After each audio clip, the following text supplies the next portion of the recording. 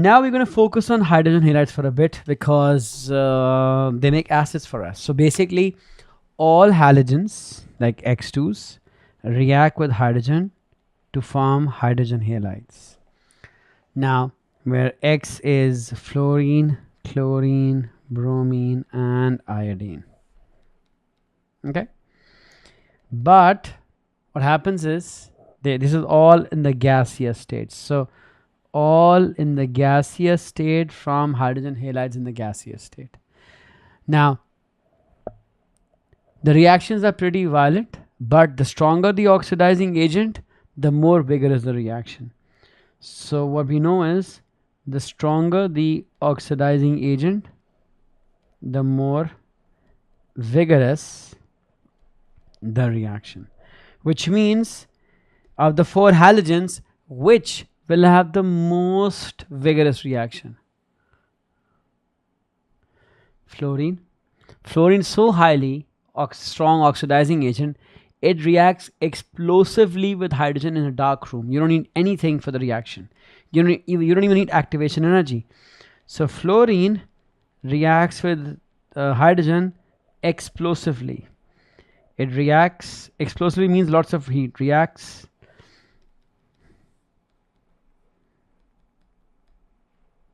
explosively in the dark. It's highly reactive, so it doesn't need much. Okay, and dark cool conditions, meaning you don't even need to provide any heat, it'll just react. Okay, it's highly exothermic. The delta H is highly exo, and as you go down it becomes a little less vigorous. So, and also by the way, fluorine was yellow, so I should just do that in yellow, not here in green, right? So where's my yellow? Where's my yellow? Yellow, dirty fellow, yellow. There you go, yellow. And then chlorine in green. So chlorine reacts a little less explosively, but still does. Okay. And you can say chlorine reacts explosively, but it needs light. Explosively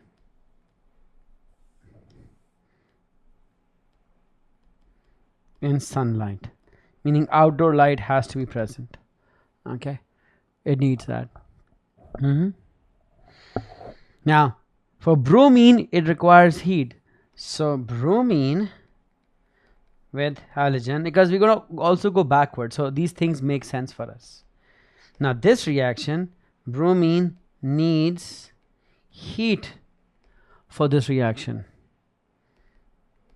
and catalyst for this reaction. Okay, and reacts slowly. So let me say, so if I don't have a catalyst, okay, so say bromine reacts slowly when heated with hydrogen. So even though it wants to react, it'll react less even though you're heating it, and it reacts slower because it's less reactive. And iodine, which is a purple vapor with this, is a reversible reaction. Okay, what that means is it dissociates right away, so it forms an equilibrium. It won't even go to completion. That's how less reactive it is. So that's what we have here. Okay, so if I move this a little down, and then I can move these guys a little down, you know, so you guys get some idea. So all three together. So fluorine explosively even in the dark, chlorine explosively but needs some light, and as they get weaker they require more energy to react, but they will also be slower. Okay. And all of these in this reaction, I am taking the gaseous versions of everything, and hydrogen is a gas, and even the hydrogen halides being made are simple covalent gaseous molecules. So gas, all of them are gas. Okay, but hydrogen iodide is reversible. They will many times the questions contain a comparison between these two. What are these two? Chlorine and iodine. Reacts explosively, okay, and reacts in equilibrium. So it can go backward also. This going backwards is much more difficult, okay. And that's the first thing we'll talk about, how these hydrogen halides made. On top of that, when you go, so what it says is that these guys at the bottom, so couple of things happen. The bonds become easier to break, but these fellows that are being made, their bonds we've got to also study, okay. So it's not just the bonds being broken, it's also about the bonds being formed here as a delta H reaction. Now as you go, so basically what you will learn is that the stability of the right hand side is decreasing down this group, which also another reason why they're less likely to make. You can say that the HI bond is weak while the HF bond is very, very strong. And we'll talk about why in a second, but because it's very strong, its formation is favored. When a bond is strong, you want to make it.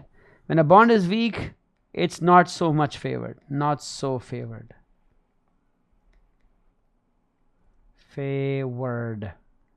Okay. So when I look at the bond energies for these guys, which was HF, even though all of these hydrogen halides are colorless, by the way, so all of these are colorless, and the bond energy, the values you do not need to learn, but just to illustrate the point, HF is one of the strongest single bonds that exists. It's very, very high energy for a single bond.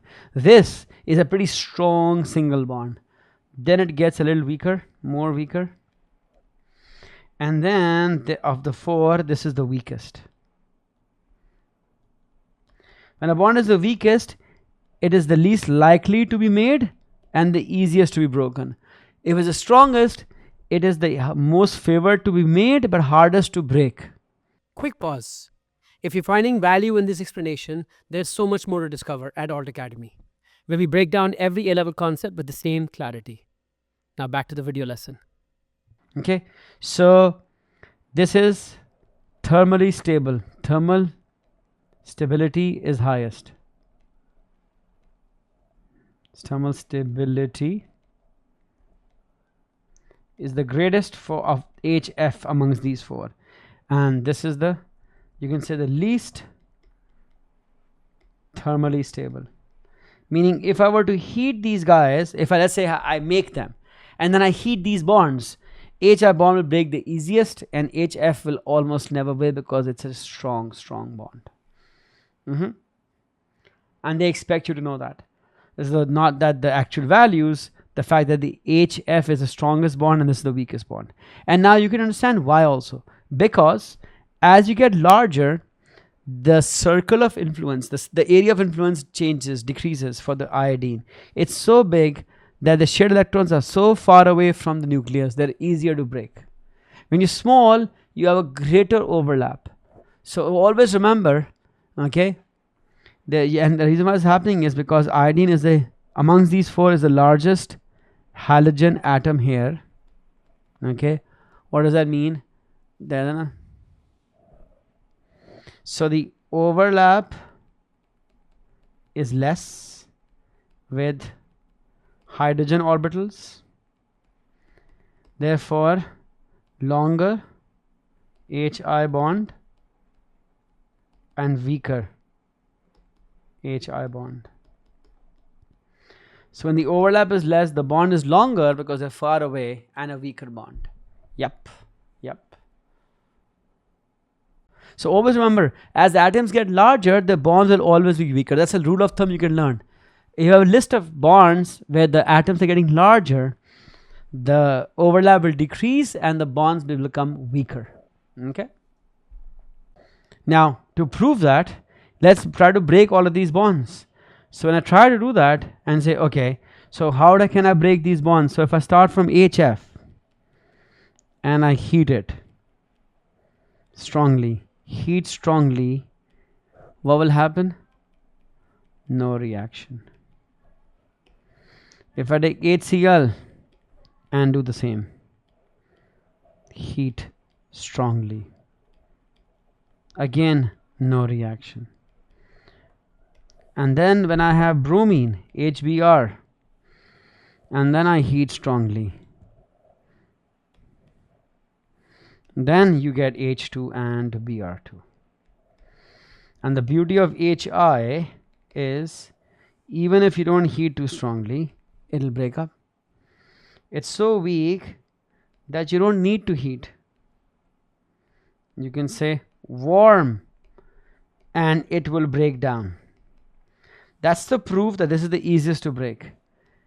Easiest to break, to decompose, clearly. HI. These two can be broken down by normal heating because they're so strong.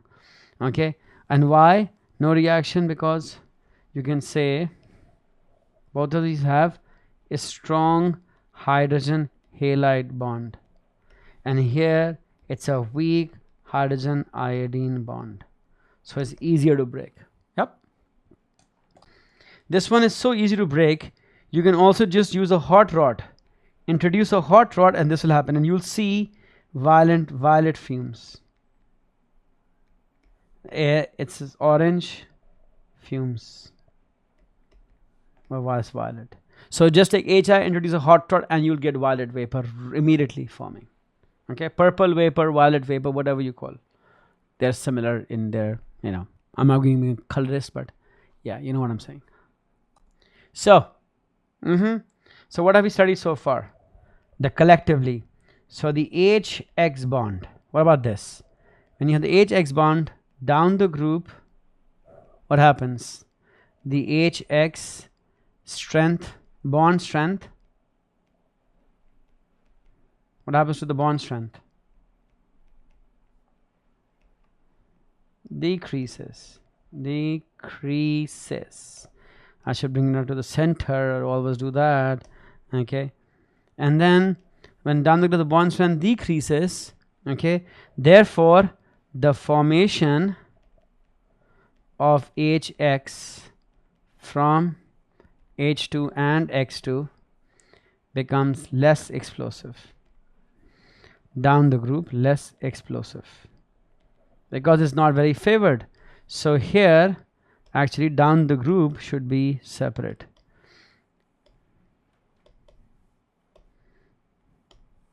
So for down the group, what's happening? This is what it is. Okay, come on to the down the group, the HS bond strength decreases. The formation of the HX will become less explosive, and the thermal stability of HX decreases. Okay, once you've made them, let's talk about some HX properties. Now HX, hydrogen halides, are known to be good acids. So you add them to water, you take the hydrogen halide gas, you add it to water, you're gonna make them into aqueous ions. So here just take the water there, you make them aqueous, and they become, like for example, HCl gas, you add to water, it becomes HCl aqueous, which is written as H plus aqueous and Cl minus aqueous.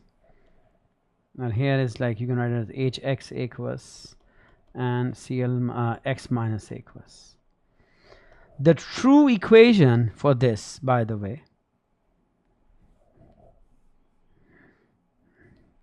is HX plus, let's say, water, H2O, I'll use a different color, green,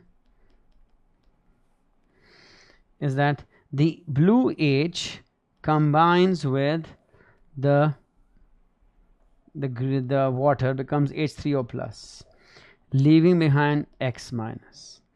In fact, the bonding is such that this fellow is like this, O H H of it's the original one, and they make a dative bond with the third H from this, and that's your H3O plus anion. And yes, this is done on acid basis also, but That's the idea. And you might say, where is H3O plus coming from? The H3O plus is really what? You should know this, that H plus water makes H3O plus. And so every hydrogen halide with water will form acid. So these are good. So hydrogen halides form strong acids. HCl fully ionizes, HBr fully ionizes, HI fully ionizes. They're all strong acids. So if I were to write the equation down, so HCl plus H2O will form H3O plus and Cl minus. And that's for HCl. You can literally copy paste this for the other fellows. Exact same equation. Okay. Here, let me show you. All I'm doing is replacing the halogen. So with Br, it'll be HBr and Br minus, HI and I minus. They are all three strong acids. And these guys. So the gaseous vapor becomes aqueous ions. Now all this stuff doesn't need to be explicitly done. It's stuff that you already know from last year, but because this group 17 has asked, I wanted to show you that to you. Now the problem with HF, there's a problem here. HF is a weak acid, and the reason for that is the HF bond is, we done that, right? The bond is very strong, and because it's very strong, when I add HF to water, it's actually an equilibrium reaction. H3O plus and F minus. It's an equilibrium reaction because it doesn't go to completion because it's a weak acid. Okay. So, but the rest of them are strong, HBr, HCl, HI, because the bond breaks and they make these ions. But this bond is so strong, it'll have to break before they become this. But because it's so strong, it's not broken easily. Okay. And that's why when you go down this list, yeah, you'll see these guys are strong acids because the bond is broken easily, but HF is so strong, kalas, not needed, not a strong acid. Hey there! If you found this A-level chemistry lesson helpful, why don't you head over to our website, altacademy.org, where you can sign up for the full A-level chemistry course. In addition to chemistry, you can sign up for physics, biology, math, or 4 other A-level subjects. Thousands of students have already taken the leap. What are you waiting for?